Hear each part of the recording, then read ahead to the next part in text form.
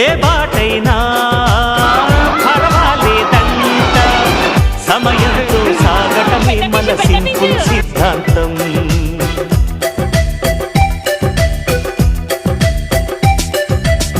చిరుగాలికి పరిమళమిచ్చే సిరిమల్లెల వనమై ఉందాం. గగనాన్ని నేలను కలిపే హరివిల్లుల వంతెన అవుదాం. ఆనందం అంటే అర్థం మనమందా ప్రతి పూట పాటై సాగే హుషారు సరిగమలో.